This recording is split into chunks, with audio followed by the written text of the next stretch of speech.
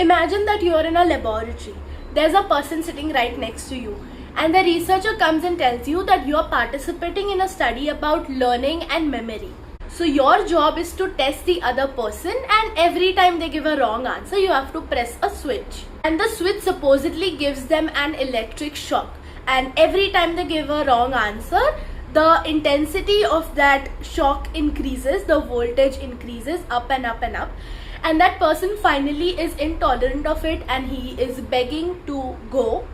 But the researcher who had asked you to do this assignment is telling you to continue. What would you do now? So in the early 1960s, psychologist Stanley Milgram created an experiment that almost asked the same questions to the people, and the results became one of the most famous findings of history in social psychology.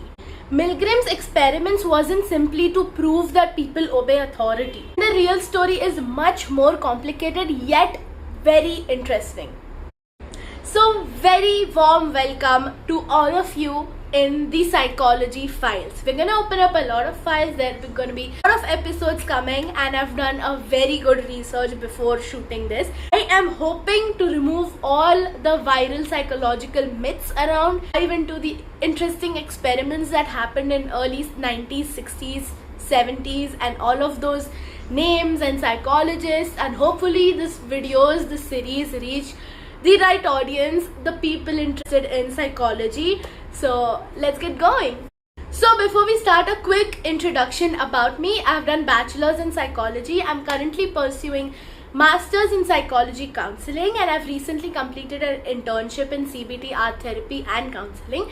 And in those internships, the research work and all is vast. So I did research a lot of experiments, a lot of theories, and why not make this series a little informative and helpful for people who are very interested in this subject. So let's go. I'm hoping for the best. Starting with the question, how far will a person go when an authority figure tells them to do something that appears to hurt the other person? Let's open our file. So Stanley Milgram was a social psychologist at Yale University. His research on obedience developed in a much larger context of question that had painfully become very important after World War II. And the question was, how can ordinary people participate in such destructive actions under the direction of authority?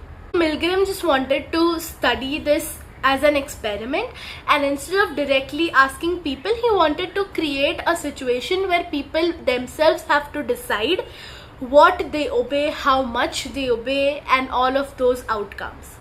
And because people are so good in predicting what they'll do in a particular situation, he actually wanted to see that in a controlled situation, what decisions would they make. So now the participants for the experiment were recruited, the ones that believed in learning and memory.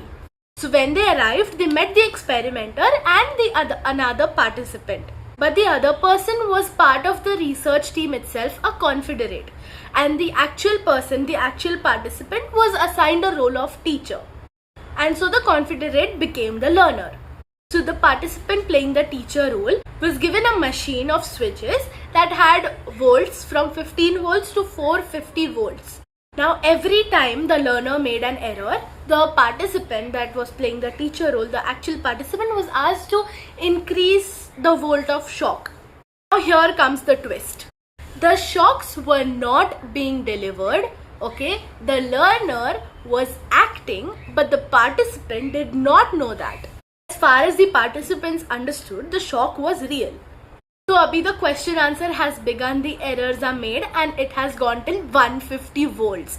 And the learner is acting very nicely. But now at 150 volts, at this part, the learner wants to quit. The learner wants to be released.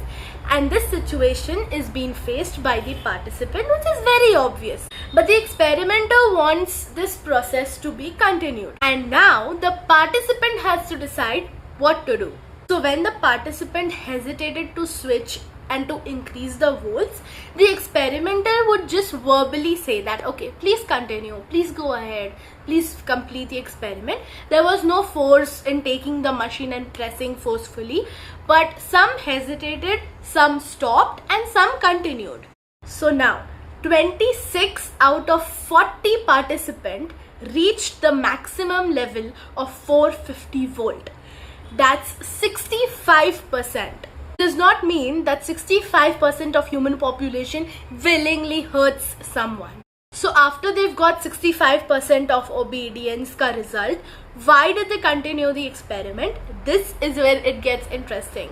So in continuation, Milgram gave an explanation involving what he called an agentic state. In simple terms, it was, instead of I am choosing to do this, the person in this situation would feel like I am carrying out what the experimenter has asked me to do.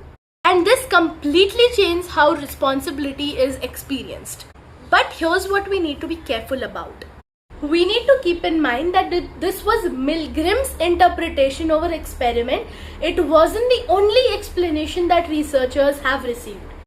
So now researchers like Stephen Richer and Alexander have argued on this experiment that not all of the participants may have just surrendered their responsibility. Some may also know the scientific reason and may just be helping to reach that goal. So not all would have been like, I am powerless and I'm not doing willingly. Some would also be that we want this experiment to succeed and hence we have to do it. So actually the experiment was not Milgram saying that blindly people just obey authority. What he demonstrated was that obedience in laboratory could be high and it could also be high in controlled situations where there are higher authorities and people just can't let their willingness or their stand come forward. So after a lot of years of different strategies and different ways to give this conclusion, it was not just that authority is equal to obedience, but the structure of situation could dramatically change what people would respond and how people would take the decisions. So overall, this whole experiment was not useless, because you remember with the 150 volt, when the participant was hesitating because the learner was asking to stop and the experimenter at the other hand was asking to continue, and at this point it was not a mindless obedience, it was psychological conflict. Now the question is, could this happen today? There have been studies recently done in 2006. Psychologist Jerry Berger conducted a carefully modified application of Milgram's experiment, and the score of obedience was not as high as Milgram's time, but it was just a little lower, and still it can be said that authority and obedience still go hand in hand. People still refuse to take their stand and their decision just because there is someone on authority telling you what to do. So what did Milgram's experiment actually teach us? See, this is where the story becomes very interesting. Milgram did not prove that people are evil, and Milgram also did not agree that 65% people are ready to torture people. But it just proves that how people get involved or change their perspective based on social situations. This is willingness to get influenced from the external things. This is where we leave the laboratory. The authority is never a scientist in white coat. It could be teacher, it could be your boss, it could be a person you admire, or someone who just sounds very confident. So the broader psychological question still remains relevant. When you see someone more legitimate, more knowledgeable, more relevant, more confident, how does that influence your own judgment? See, we usually think that, oh, I am not going to be influenced, other people can be, I wouldn't do that, I would know better, I would use my own brain. But here's the harsh truth. Human behavior is not determined by personality, it is determined by the situation that you face. So let's close this file number 1 with the ending question. Don't ask yourself, would I have still pressed that button after 150 volt? Instead, ask yourself, what would make me trust someone else's judgment over my own? Is it their expertise? Is it their authority? Is it their power? Is it that you admire them? Is it their confidence? Because the most important lesson from Milgram isn't that people obey. Maybe it's under certain circumstances, under certain situations, we get influenced far more than we ever realize. What actually makes people obey? Researchers and scientists are still debating over this topic. And that's why I've created this series, because I don't want to give you just a famous example of a scientist or a researcher. I want to open the file, look at the evidences, look at the logical reason, and avoid the myths going viral. So the question for you is,